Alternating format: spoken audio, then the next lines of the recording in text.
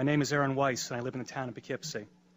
I'm a combat veteran of Iraq, and I'm also a law enforcement officer.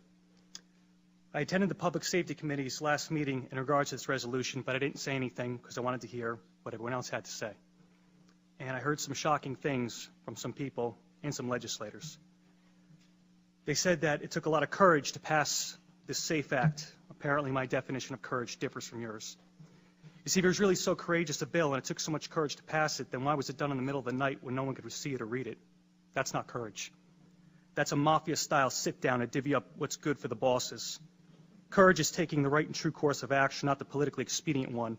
And anyone who is proud of this law must also be proud of the Patriot Act, the TSA, imprisoning Japanese citizens in World War II, since all these actions were spurred on by emotional fear and rammed through in the name of public safety.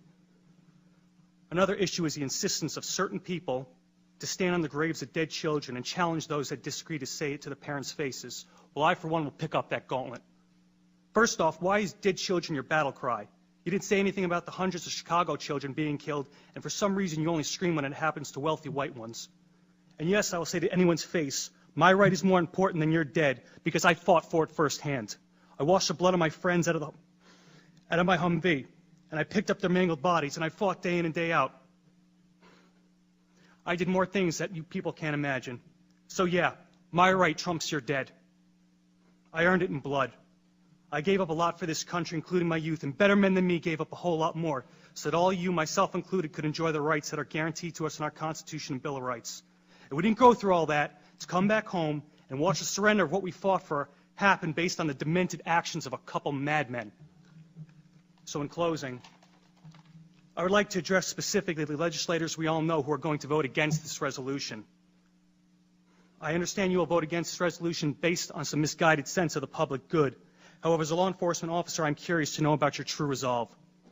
Since voting to take away someone's rights is totally different than being asked to enforce it, I want you to consider this. If you support the SAFE Act so wholeheartedly, are you willing to stand with law enforcement members and lead from the front to enforcement? And what I mean by that is if a constituent of yours feels so alienated by this law and the manner in which it was passed that they refuse to comply with it, are you willing to stack up on their front door and go in first? I bet if a clause was in this bill that required you, the elected leadership, our elected leaders, to go in the door first, I bet you would not be so steadfast.